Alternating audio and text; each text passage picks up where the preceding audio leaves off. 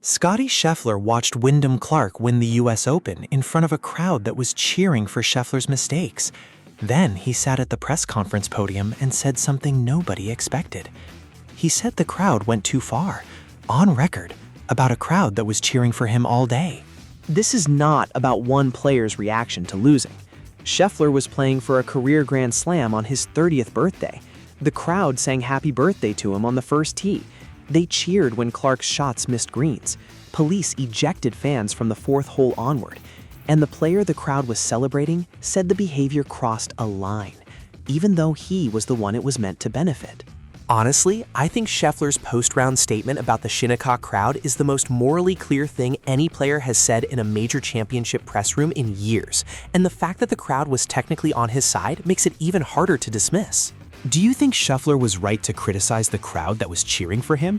Or does that make no sense as a competitive position? Drop it in the comments right now.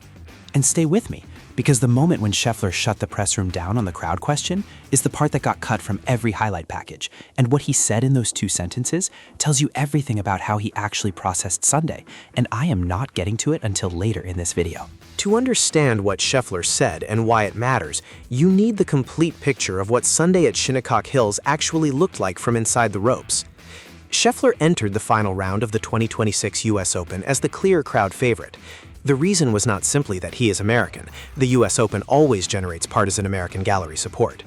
The reason was specifically that he was chasing the career Grand Slam on his 30th birthday, competing at Shinnecock Hills against a player, Wyndham Clark, who had spent 14 months living with the fallout from his behavior at the 2025 US Open at Oakmont. Clark damaged property in the members' locker room. Oakmont banned him.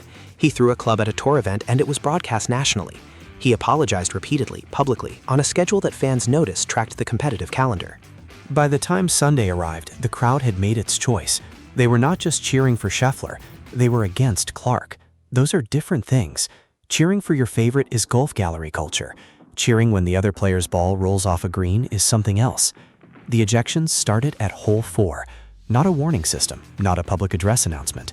Police physically removing fans from the course at the 4th hole of the final round of the US Open. Here is the number that frames the atmosphere's intensity. Shinnecock Hills drew its largest final round gallery in tournament history, according to USGA attendance records. More than 25,000 spectators on the property Sunday. That is not a fringe element causing problems. That is a percentage of the largest crowd this course has ever produced, deciding that active hostility toward Clark was an appropriate form of fan participation. And Scheffler was in the final group next to Clark for all of it, 4.5 hours.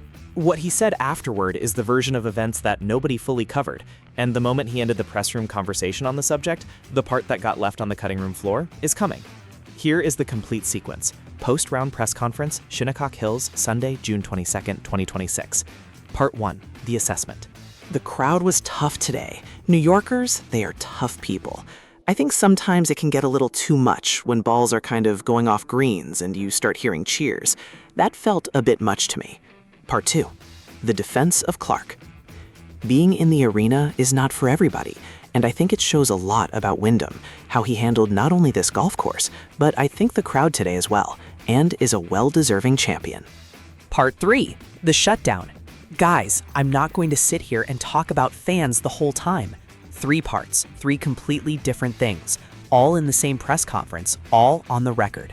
Read those 3 parts in sequence and think about what each one required from Scheffler. Part 1 required honesty. He was the crowd's favorite all day. Every Scheffler birdie, the gallery roared. Every Clark miss, some portion of that gallery cheered. And Scheffler, who benefited from every bit of that crowd energy, sat down and said the behavior went somewhere he was not comfortable with. That is not an easy thing to say when the hostility was being directed away from you. Part 2 required generosity. Clark beat him. Clark earned $4.5 million in the US Open trophy, while Scheffler earned $920,882 for tied 4th. And in the press conference after that loss, Scheffler called Clark a well-deserving champion and said it shows a lot about how Clark handled the crowd. He went out of his way to validate the person who beat him. Part 3 required self-awareness. At some point in the line of fan questions, Scheffler decided enough was said and shut it down cleanly.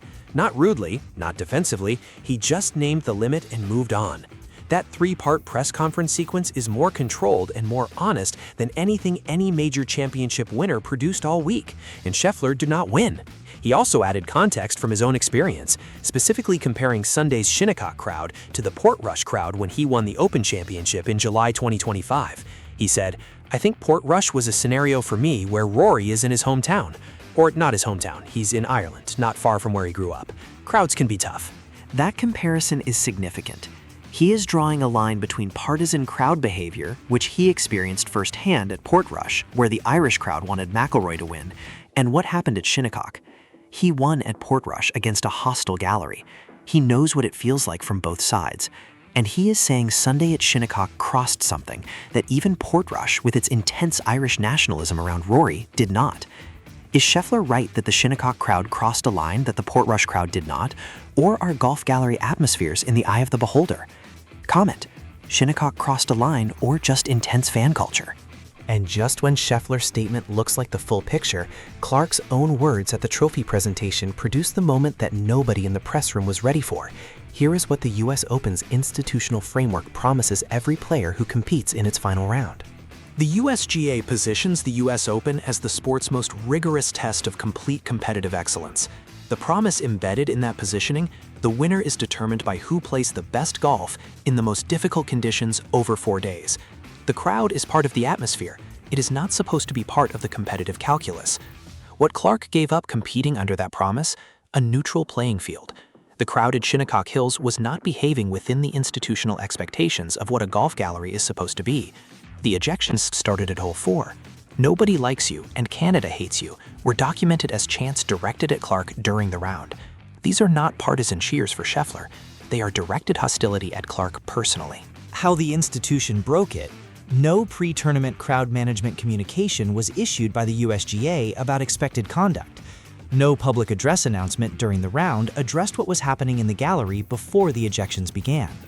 The USGA issued no post-tournament statement about what occurred. Put yourself in Clark's position on the 18th green Sunday afternoon. You have a 6-shot lead that eroded to 1 on the back 9. You are walking up to receive the trophy at the most difficult major in professional golf. The crowd around the green is not celebrating a US Open champion. A portion of it is doing something more complicated. And your trophy speech is going to be broadcast to millions of viewers who just watched the crowd behave the way it did. What do you say? Clark said, "I did some unfortunate things last year that I really regret. Hopefully I can win you guys over eventually, but I get it. They're for Scottie." He named it directly. He named Scheffler. He said he understands. He asked the crowd to stay with him. He delivered that speech in front of the same gallery that had been hostile to him for 4.5 hours. Here is the question that speech raises. What does a player owe the audience that works against them? The standard answer in every other sport is nothing. You don't explain yourself to hostile fans. You win and let the results speak. But Clark's response went the other direction. He explained himself. He acknowledged the crowd's preference. He asked for patience. Is that grace? Or is that calculating self-rehabilitation in the most watched moment available to him? It is probably both, and both are legitimate. But the specificity of naming Scheffler in a trophy speech, in the actual moment of winning, is not something you say accidentally. Clark knew the crowd would be received better if he acknowledged who they really wanted to win. He made a decision. Clark also said later, "They definitely didn't want me to win. New York didn't really like me. I love you guys, but I get it. Some of it's self-deserved. I kind of brought it on myself." Now here is the part nobody has fully connected. Clark's girlfriend, Emily Tanner, posted on social media during the final round while he was competing, not after, during. She wrote, "Wyndham, watching you block out the noise and play the way you did today was incredibly beautiful. The world may not have been cheering for you, but I was. I love you." That post went live while Clark was still on the golf course, while police were ejecting fans, while the crowd was chanting, while Scheffler was fist-pumping after a par save in near darkness. Emily Tanner did not post after the trophy ceremony. She posted during the round, when Clark was still competing, when nobody knew how it would end. And what she described, watching him block out the noise, is the first-person account from someone who was present, watching, loving someone who was in the most hostile competitive environment of his career. Nobody connected that post to Scheffler's press conference statement about the crowd going a bit much. Nobody asked what it means that the player's girlfriend felt compelled to post a public declaration of support during a US Open final round, because the atmosphere at the venue was that difficult. That is not a minor detail. That is a human picture of what Sunday at Shinnecock actually felt like for the people most directly involved in it. Sky Sports' Jamie Weir, reporting from Shinnecock Hills for the international broadcast, made a statement on air during the coverage that became one of the most shared broadcast moments of the week. She said she had never seen an American player on American soil have to deal with what Clark dealt with Sunday. She said it crossed a line. She said it on a live broadcast, while it was still happening. That is a television journalist, not a player, not a press room comment, a live on-air broadcast calling the crowd behavior inappropriate in real time. Her statement matters for a specific reason. Golf Channel and NBC's American broadcast did not describe what was happening in those terms during the live coverage.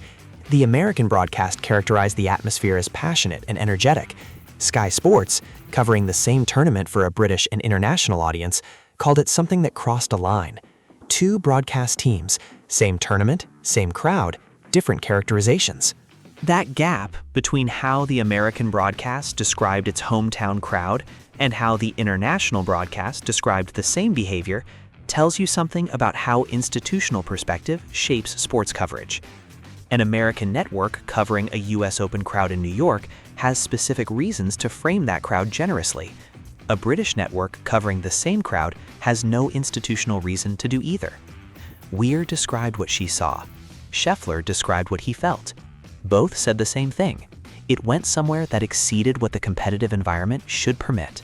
Does the USGA bear responsibility for the crowd environment at Shinnecock Hills, or is this simply what happens when a major is played near New York? The USGA's response to Weir's on-air statement and Scheffler's press conference assessment was no public statement, no acknowledgement, no announcement of crowd management review. The governing body that sold 25,000 tickets to the largest Shinnecock final gallery in history has not addressed what happened with those 25,000 people publicly. Scheffler said it, Weir said it, Clark named it in his trophy speech. The USGA said nothing. The Open Championship at Royal Birkdale begins this week. Clark goes there as a two-time US Open champion. Scheffler goes there as the defending champion. And the conversation about what happened at Shinnecock, the crowd, the ejections, the trophy speech, the press conference, has been building for 3 weeks without institutional resolution. Here is the counterintuitive number.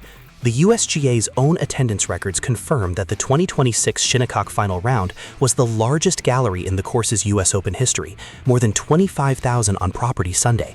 The governing body designed the ticket distribution, the credentialing, the crowd flow management, and the encore security protocol for that event. They sold every one of those tickets. The crowd that ejected fans from Hole 4 was entirely of their own construction. That is not a crowd management failure by a vendor or a third party.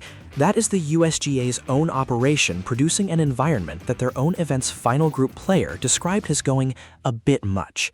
The most relevant historical comparison is the 2021 Ryder Cup at Whistling Straits. The American crowd's behavior toward European players that week generated significant post-event commentary from international media. The PGA of America issued a general statement about fan conduct. It changed nothing specific about how future events were managed. The pattern continued at subsequent team events. The USGA is in the same position now that the PGA of America was in after 2021. One player statement, one international broadcaster description, no institutional response, no announced procedural changes.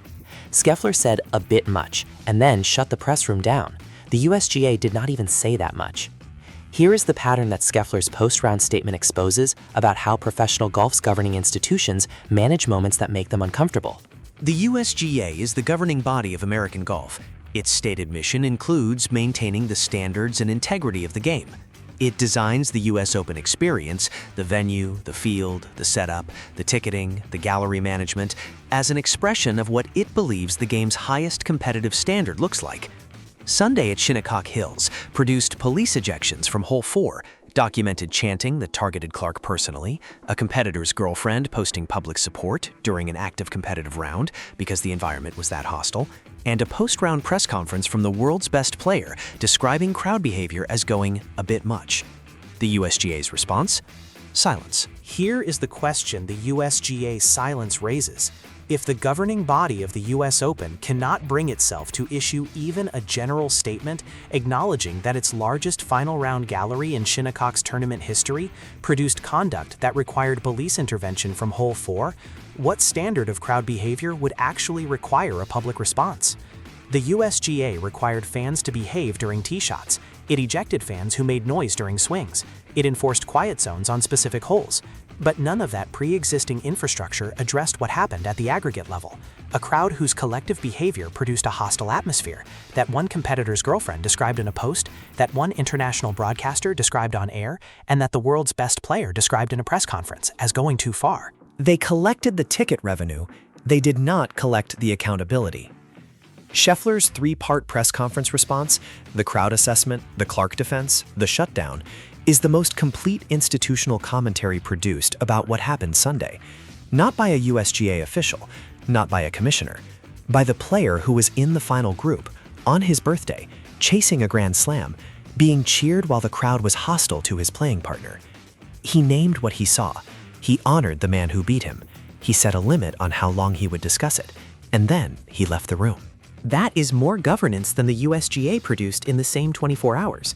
Should the USGA issue a formal policy statement on crowd conduct following what happened at Shinnecock Hills, or is this the kind of thing that regulates itself naturally over time? Comment, formal policy needed or self-regulating. Here is where this lands. Scottie Scheffler did not win the 2026 US Open. He finished tied 4th. He earned $920,882, while Clark took home $4.5 million and the trophy. In the press conference afterward, he said the crowd went somewhere uncomfortable. He said Clark was a deserving champion. He said he was not going to keep talking about fans.